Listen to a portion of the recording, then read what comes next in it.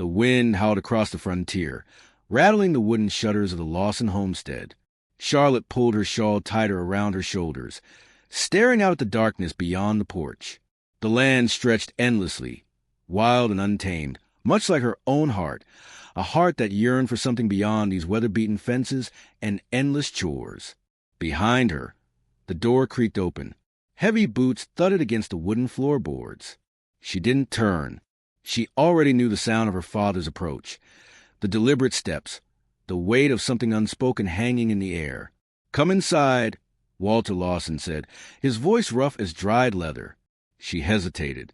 The night felt like a warning, its silence a final, desperate moment of peace. But there was no refusing her father. With a final glance at the empty fields, she stepped inside. The fire crackled weakly in the hearth, casting flickering shadows over the cramped room. At the table sat a man she didn't recognize, his wide-brimmed hat casting a shadow over his face. His boots were caked with dust, his coat smelling of sweat and gunpowder. As she stepped closer, he lifted his head, revealing sharp, predatory eyes that glinted like a blade catching the light. "Charlotte," her father said, shutting the door behind them. "This here is Jeb McCall." The name struck her like a cold slap. She had heard of him before, whisper warnings in the Trading Post. Outlaw, murderer, a man who killed as easily as breathing. Jeb leaned back in his chair, assessing her. "She's prettier than I expected," he mused, his voice thick with amusement. Charlotte's stomach twisted. "Why is he here?" she asked, already dreading the answer. Her father moved to the cupboard, pouring himself a drink. "You'll be his wife by sundown tomorrow." The words crashed over her, drowning out everything else. She barely heard the fire crackle, barely registered the cold draft seeping through the cracks in the walls. She could only hear her own pulse pounding in her ears. "No," she said, her voice barely above a whisper. Walter sighed, downing his drink. "It's not up for discussion." Jeb smirked. "Smart man, your father. Knows how to make the right decisions." Charlotte's hands curled into fists. "You're selling me off like cattle?" Her father's gaze hardened. "You think I got a choice? We're barely holding on to this land as it is. Jeb's offering protection. Without it, we'll be picked apart by raiders, debt collectors, or worse." "Protection?" she spat. "From a man who makes his living spilling blood?" Jeb chuckled. "You'll get used to me, girl. Better sooner than later." Charlotte turned to her father, her chest rising and falling with fury. "I won't do it." Walter's expression darkened, the deep lines of his face hardening like carved stone. "You will." She wanted to run, wanted to scream, but there was nowhere to go. The walls felt smaller, the air heavier. Her whole life, she had obeyed, swallowed her wants, bent under the weight of expectation. But not this. Jeb rose, stretching lazily. "You can fight all you want, makes no difference to me. We'll be wed, and you'll be coming with me, willing or not." He tipped his hat toward Walter. "I'll be back tomorrow. Have her ready." Charlotte watched him leave, her breath coming fast and uneven. The moment the door shut behind him, she turned to her father, rage burning through her like wildfire. "I will never forgive you for this," she hissed. Walter didn't flinch. "Forgiveness ain't worth much out here, Charlotte. Survival is." That night, she lay awake, staring at the ceiling, her mind racing. If she didn't act now, she would be trapped forever. The first light of dawn bled across the horizon as she stuffed a small bundle with essentials: bread, a water flask, her mother's locket. Slipping out the back door, she stepped into the cold morning, every muscle tense as she moved toward the stables. If she could get to the river, she could follow it to the nearest town. She could disappear. Her fingers brushed the reins of her father's mare when a shadow moved behind her. Going somewhere? The voice sent ice through her veins. Jeb stood by the barn door, arms crossed. Her heart pounded. Without thinking, she lunged for the horse, but Jeb was faster. He grabbed her wrist, yanking her back with brutal strength. "Feisty," he mused, twisting her arm just enough to make her gasp. "But I don't like my women running." She struggled, but he held firm. "Let me go," she snarled. "Not a chance," he said, dragging her back toward the house. "Your father warned me you might try something stupid." "He was right." He shoved her inside, where her father stood waiting, arms crossed. His expression was unreadable, but he made no move to help her. Jeb smirked. "We'll make sure she doesn't get any more bright ideas before the wedding." The next day, Charlotte stood in a tattered white dress inside a rundown chapel, her wrists sore from where Jeb had bound them the night before. The priest stood before them, his voice shaking as he spoke the vows. He was afraid of Jeb, of what would happen if he refused. She wanted to scream at him to stop, to fight back, but no one here would save her. Jeb slipped a ring onto her finger. His fingers were rough, the metal cold. "With this ring you are mine," he murmured, his voice laced with dark amusement. A sickening finality settled over her. "You may kiss the bride," the priest muttered. Jeb grabbed her chin, forcing her to meet his gaze. "Best get used to this," he said before pressing his mouth to hers. Charlotte didn't close her eyes. She refused to let him steal that from her, too. As the sun set, she rode beside him, bound and silent, toward a future that felt like a death sentence. But she wasn't done fighting. Not yet. The days blurred into a suffocating haze of dust and dread. Charlotte moved like a ghost through Jeb McCall's outlaw camp, her body bruised from rough hands, her spirit battered but unbroken. The men drank, gambled, and lived without rules, their laughter sharp and cruel. Each night, she lay on a filthy bedroll inside Jeb's tent, waiting for the moment his drunken stupor would take him, so she could breathe freely, if only for a few hours. She had learned to go unnoticed, to keep her head down, to endure. But endurance wasn't living, and she refused to be buried alive in this nightmare. One evening, as the sky burned red with the setting sun, Jeb rode into camp with blood splattered across his shirt. He dismounted, tossing a leather satchel onto the ground. It hit with a sickening thud. "Trapper gave me trouble," he said, grinning as he wiped his blade on his sleeve. "Won't be needing his goods no more." The satchel spilled open, revealing a severed hand still clutching a tarnished coin. Charlotte turned away, bile rising in her throat. Jeb caught the movement, his amusement twisting into irritation. "Still got a weak stomach, girl?" He stepped toward her, reeking of sweat and death. "You learn." She had learned plenty. She had learned that no one would save her, that her father had abandoned her to a monster, that every day she stayed, she lost another piece of herself. That night, she lay awake, listening to the camp's drunken revelry. The voices blurred into a dull roar, but she could still hear Jeb's, booming, arrogant, taunting. He was deep into his whiskey, lost in some story about a stagecoach robbery. It was time. Slowly, she rose, careful not to let the bedroll shift. She had studied the camp's movements, memorized their routines. The guards were always careless, especially after drinking. She moved toward the supply wagons, her breath shallow. Jeb's horse, a powerful black stallion, stood tethered nearby. If she could reach it, she could ride hard into the night, follow the river, and disappear. She had just untied the reins when she heard it. "Thought you were smarter than this, wife." Jeb's voice slid through the darkness, thick with satisfaction. She spun, heart hammering. He stood just beyond the firelight, arms crossed, eyes gleaming like a wolf watching its prey. "Where'd you think you were going?" he drawled, stepping closer. Charlotte yanked the reins free and hoisted herself onto the horse. She dug her heels in, urging the stallion forward, but Jeb lunged, grabbing her ankle and yanking her down. She hit the ground hard, the impact jarring her bones. Jeb loomed over her, his face a mask of fury. "You just don't learn, do you?"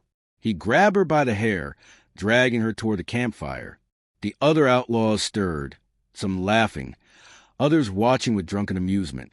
"Maybe you need a lesson," Jeb growled. Panic clawed at her chest. She kicked, twisted, fought, but he was stronger. He threw her to the ground, and the world tilted as she hit the dirt. Then gunfire.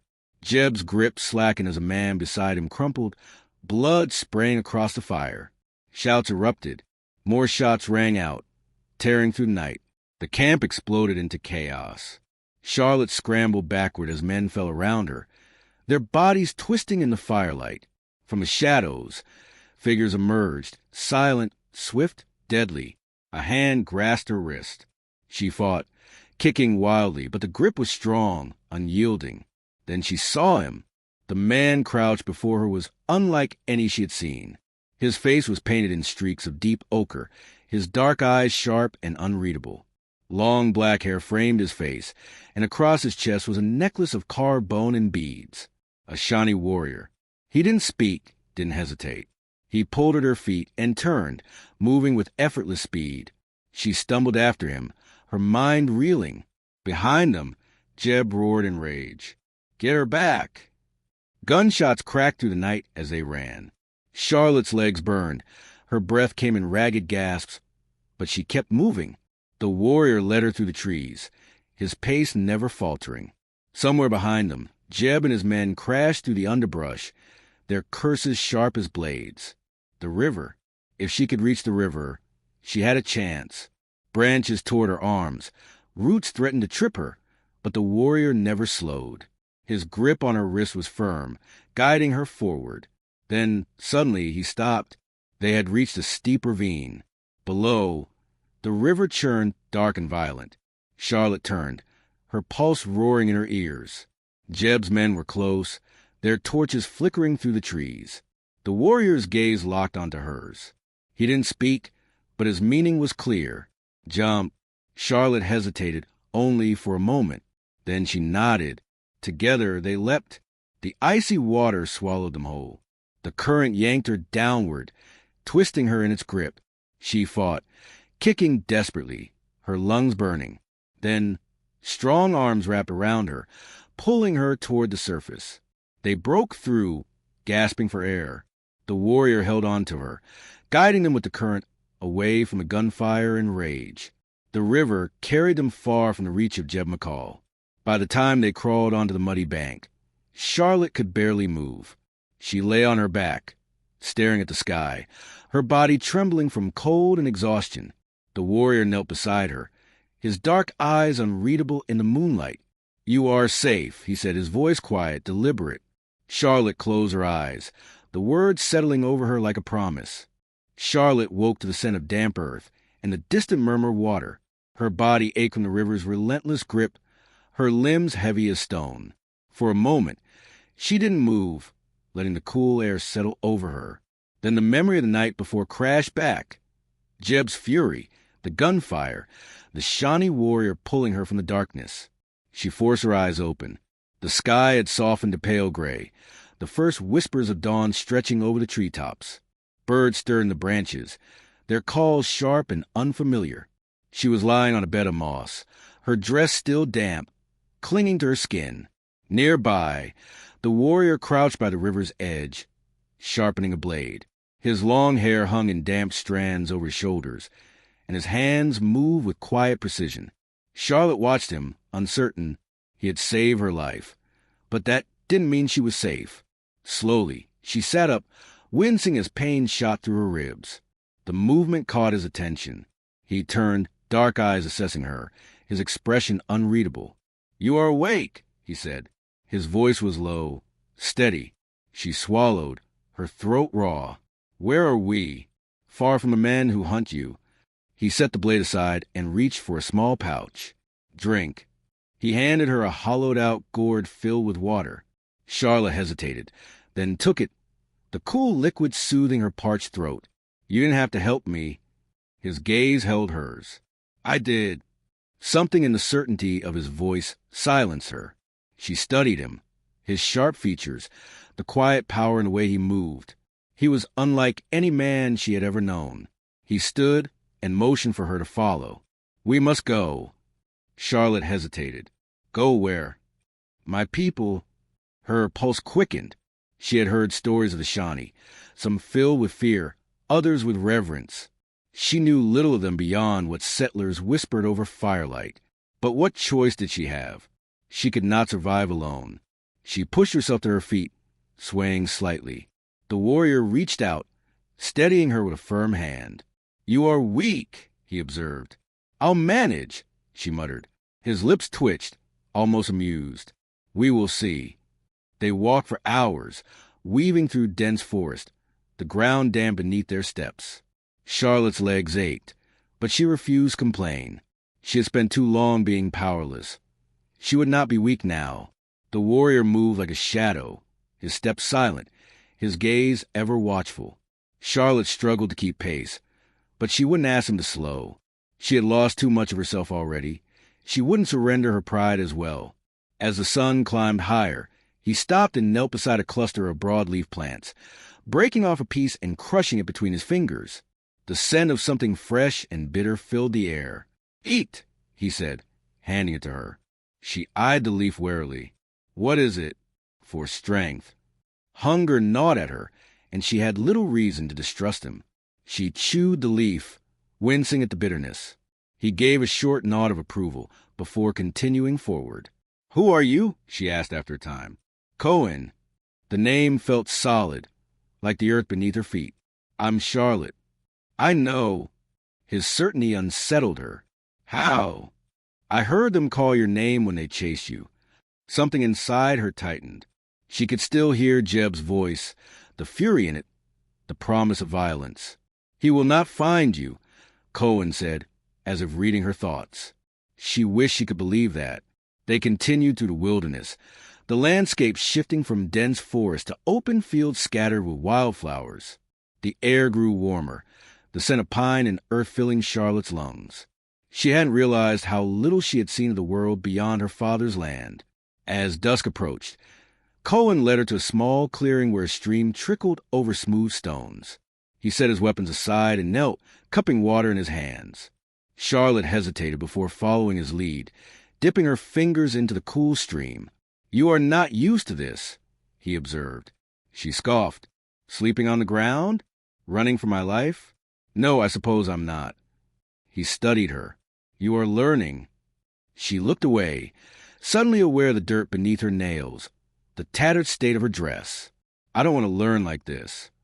Silence stretched between them. Finally, Cohen stood. "We stay here tonight." Grateful for the rest, Charlotte sank onto the grass, exhaustion pulling at her limbs. Cohen moved a few feet away, gathering wood for a fire. His movements were effortless, practiced. She watched as he struck stone against steel, coaxing sparks in the flame. "You've done this before," she murmured. His gaze flicked to her. "You have not." She smiled dryly. "I was raised to mend clothes, not build fires." He considered this. "And now?" She hesitated. "Now, I don't know." He nodded, as if he understood. "Tomorrow you will learn." Charlotte didn't argue. She was too tired to fight the weight of sleep pressing down on her. As she lay beside the fire, she heard Cohen shift, his presence steady and near. For the first time in weeks, she slept without fear. By morning, he kept his promise. He taught her how to find food, how to track, by reading the earth, how to move through the wild without leaving traces behind. She watched him closely, mimicking his actions, determined not to be a burden. She gathered berries, learned the names of plants, felt the weight of a bough in her hands. She was clumsy at first, her fingers fumbling with the arrow shaft, her balance unsteady. Cohen corrected her stance with a patient hand on her shoulder. "Hold here," he instructed, guiding her fingers. The warmth of his touch sent a strange flutter through her chest, but she ignored it, focusing on the bowstring's tension. She released the arrow. It flew wildly, missing its mark by a wide margin. Cohen gave a small, amused grunt. "Again!" She narrowed her eyes at him, but she did as he said. Days passed in this rhythm, traveling, learning, surviving. The further they went, the more Charlotte felt herself shifting, as if shedding an old skin. She no longer recoiled at the cold by the morning air or cursed the ache in her muscles. She grew sharper, stronger. And Cohen, he remained steady. He spoke little, but when he did, it carried weight. She found herself watching him when he wasn't looking, memorizing the way the firelight caught his features, the way his hands moved with quiet skill. One evening, as they sat beside a crackling fire, Charlotte finally asked, "Why did you help me?" Cohen didn't answer right away. He gazed into flames, his expression unreadable. Then finally he said, "You were not meant to die in chains." Her throat tightened. She turned away, staring at the darkness beyond the fire's glow. For the first time in a long while, she felt something close to hope. The wind carried the scent of rain as Charlotte and Cohen stood at the edge of the valley, the vast wilderness stretching before them. For weeks, they had moved through the land, covering their tracks, staying ahead of danger. But no matter how far they went, she knew Jeb would not stop hunting her. He was the kind of man who saw people as possessions, and losing her had wounded his pride. He would not allow it. Cohen had known this, too. That was why, hours earlier, he had stopped their journey and really listened, to the silence between the trees. It was a hunter's silence. The birds had gone still. The forest had held its breath. "They are close," Cohen had said. Charlotte's hands had curled into fists. "Then we end it." Now, as they crouched in the underbrush, waiting, she felt her heart pounding against her ribs. The forest was thick with shadow, the air charged with the weight of what was coming. She tightened her grip on the knife Cohen had given her, its hilt smooth in her palm. She had trained for this moment. She would not cower. The first movement came from the west, a flicker of motion through the trees. Then another, closer. 5 men, armed and careful, their movements practiced. Jeb had brought his best.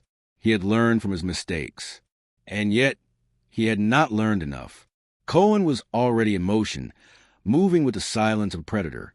Charlotte followed, every lesson he had taught her thrumming through her veins. She was no longer the helpless girl who had been dragged from her father's home. She was something new. A whistle cut through the air, a signal from Jeb's man. Charlotte tensed. Cohen raised his bow. The string whispered as he pulled it back. Then chaos.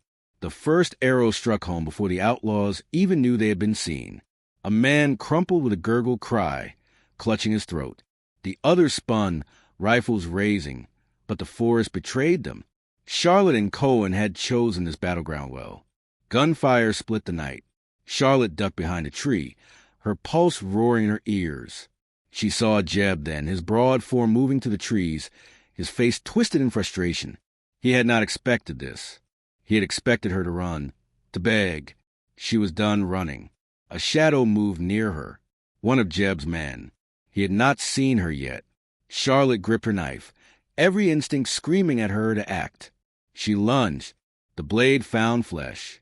The man gasped, stumbling backward. Charlotte yanked the knife free, her breath coming in sharp bursts. The man fell, his eyes wide with shock. She had done that. No time for hesitation. Cohen was locked in combat with another outlaw, their blades flashing in the firelight. He was faster, stronger. The outlaw fell with a grunt, but Cohen did not pause. He turned, searching for her. Their eyes met. She was still standing. Then Jeb was there. "Charlotte," he snarled.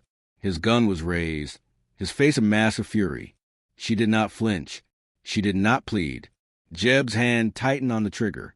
But Cohen was faster. A knife flew through the air, striking Jeb's wrist. He bellowed in pain, the gun clattering to the ground. Charlotte moved without thinking. She ran at him, shoving him back. He stumbled, off balance. His eyes met hers, and for the first time, she saw something other than rage in them. He saw death. She did not give him time to recover. With one last, desperate push, she sent him tumbling backward. He staggered, his boot catching on a root, and then he was falling, crashing down the embankment, disappearing into the darkness below. Silence. Charlotte stood there, her chest heaving, her hands trembling. She had won. She had freed herself. She turned, and Cohen was there. His gaze held hers, unreadable, steady. He stepped closer, his hand brushing against hers. She did not pull away. "It is over," he said softly. A breath she hadn't realized she was holding escaped her lips. It was over. The rain began to fall, gentle at first, then heavier, washing away the blood, the fear, the past. Charlotte turned her face to the sky, letting it cleanse her. When she looked back at Cohen, she saw something new in his eyes. Not just understanding, not just respect. Something deeper. She took his hand. He did not resist. "Where do we go now?" she whispered. Cohen's thumb brushed over her knuckles, a quiet promise in the touch. Wherever you choose. For the first time in her life, she had a choice, and she knew without doubt that she would walk beside him. She smiled. Then let's go.